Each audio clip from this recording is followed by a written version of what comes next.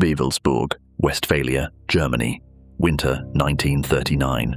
The first transport of prisoners arrived in September 1939, weeks after the invasion of Poland. They came from concentration camps already operating in the Reich, Sachsenhausen, others. Jehovah's Witnesses, predominantly in the first cohort, men who had refused military service on religious grounds, and who were considered, by the logic of the SS administrative system, both harmless enough to be used as labor and guilty enough to need punishment. They were assigned to a concentration camp established near Wewelsburg Castle, specifically to supply forced labor for Himmler's enormous construction project. In September 1941, Niederhagen became an independent concentration camp. More than 3,900 prisoners were deported there and forced to quarry stone and work on the transformation of Wewelsburg into an ideological and ceremonial center of the SS. The work they were given was the expansion and renovation of Wewelsburg Castle, specifically the North Tower, which Heinrich Himmler, Reichsführer SS, had decided would become the spiritual and ceremonial center of his organization. The North Tower's interior spaces needed to be excavated deeper into the bedrock, enlarged, refinished with expensive stone and metalwork. The crypt beneath needed to be carved from the rock directly. The prisoners were given hammers and chisels. A group of Jehovah's Witnesses were sent underground at Wewelsburg to chisel Himmler's ritual chamber from solid rock. Of the estimated 3,900 prisoners who passed through Wewelsburg complex across the war years, 1,285 died. Worked to death, starved, beaten, shot, frozen, or simply used until there was nothing left to use.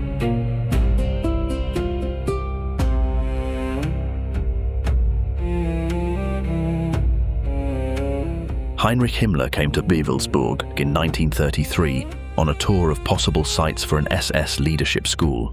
He was 33 years old, Reichsführer SS for 2 years, and already constructing in his mind an architecture of SS identity that went beyond military organization into something he found harder to articulate and easier to build in stone.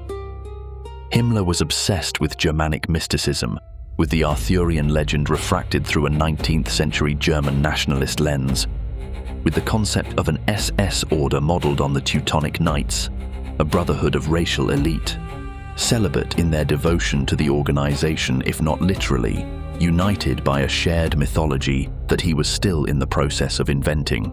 He needed a physical center for this mythology. He needed a castle. Wewelsburg was a Renaissance castle, triangular, with 3 round towers, built in the early 17th century for the prince-bishops of Paderborn. By the time Himmler saw it in 1933, it was in a state of significant disrepair. It stood on a ridge above the Alm Valley. Its triangular form, which Himmler associated with a particular interpretation of prophetic significance, was decisive. He leased the castle in November 1934 for 100 years, at a rent of 1 Reichsmark per year.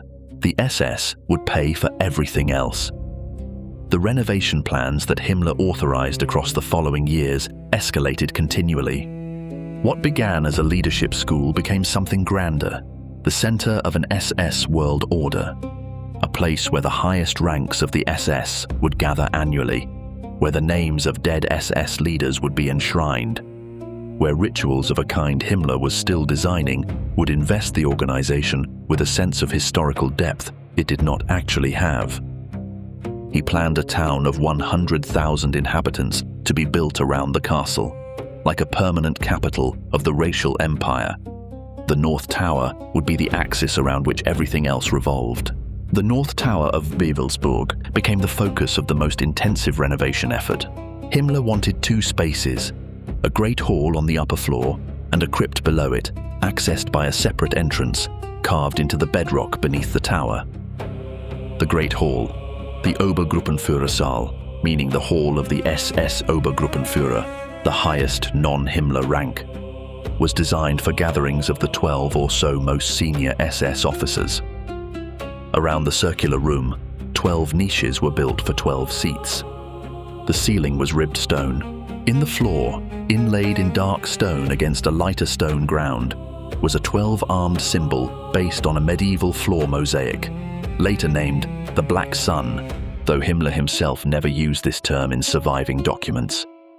Each arm of the symbol terminates in an angular curve. The effect is of a wheel or a rising sun seen from directly above, or something older and more deliberate than either. Below the Great Hall, the Crypt. It is a circular space excavated from the rock, 12 meters in diameter, with 12 pillars around the perimeter and a low domed ceiling. A gas pipe runs to a central stone pedestal in the middle of the room. The pipe was for an eternal flame. Himmler intended that this space would function as a hall of the dead, where the coats of arms of fallen SS Obergruppenführer would be placed, and where the flame would burn in their honor. He called it the realm of the dead. To create these spaces, prisoners worked underground. The crypt was not a pre-existing feature of the castle. It was hand-carved from solid rock by men using basic tools, under conditions that the camp records, when they survive at all, describe with clinical brevity. Injuries from falling stone, deaths attributed to exhaustion, beatings for insufficient work rate. Wewelsburg operated with the characteristic cruelty of the smaller SS camp system, not the industrial machinery of Auschwitz, but something more intimate and more variable, where individual guards had more direct power over whether a given prisoner lived through a given day. The work regime was built around quarrying and construction. Prisoners were marched from the camp to the castle each morning, worked under guard, and marched back. The food ration was calculated not to sustain labor, but to manage the pace of physical deterioration, enough to keep a prisoner functional for weeks or months before the body gave out. The SS economic doctrine of this period explicitly understood prisoner labor as a renewable resource. Work them until they die, replace them with new transports. Guards at Wewelsburg used physical violence casually.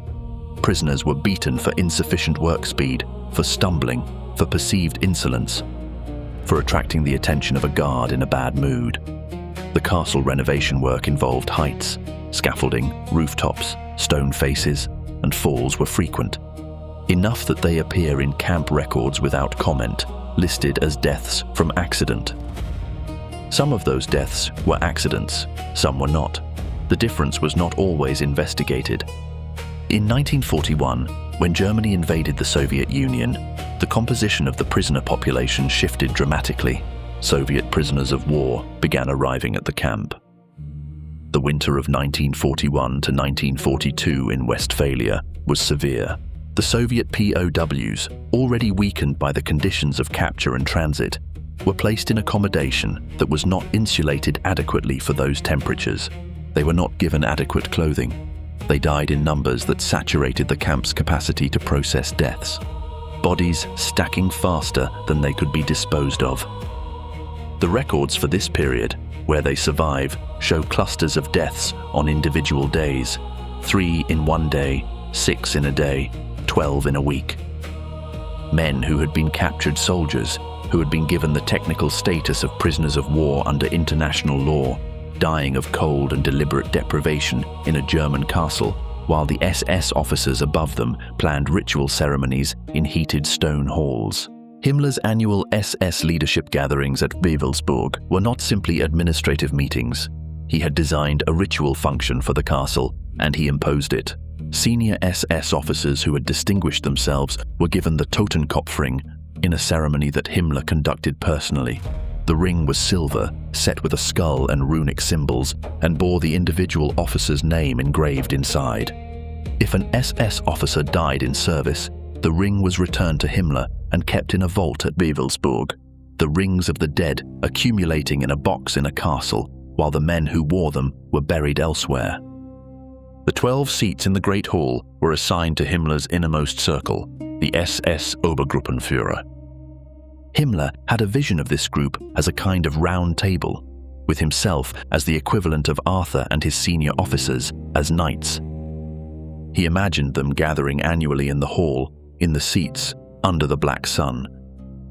He did not put this in writing in terms this explicit, but the architecture says it plainly enough.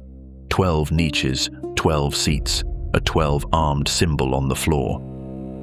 Below them, underground, the prisoners worked. While the ritual of the ring was performed in the heated upper spaces, men with chisels were excavating the crypt from the rock beneath the floor. Himmler visited the castle regularly to review progress. He moved through both spaces, the ceremonial and the operational, as though they were simply two aspects of the same project. Because they were. The crypt was being created by the suffering of prisoners. The ritual was being performed above it. The connection between the two was not incidental. It was structural. By early 1945, the Allied advance was clearly terminal for the Reich. The SS administration in the West began destroying evidence. At Wewelsburg, this took the form of burning the castle.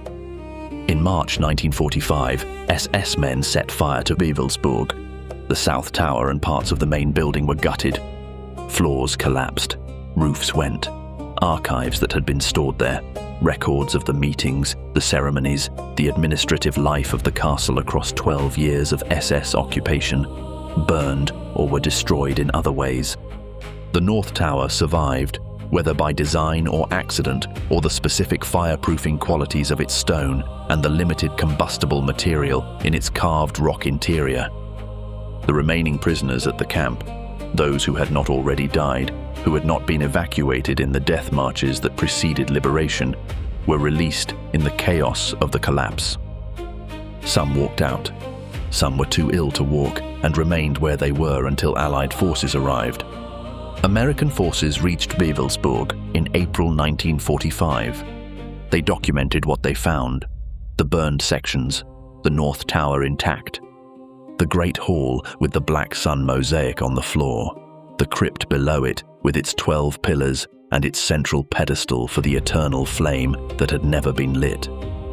They documented the campsite, where the physical evidence of the prisoner existence, barracks, fencing, the routine infrastructure of forced confinement, was still visible. The camp records that survived the burning are incomplete. The 1,285 death figure comes from reconstruction across multiple sources: camp registers, SS administrative documents, testimony from survivors. The real number may be higher.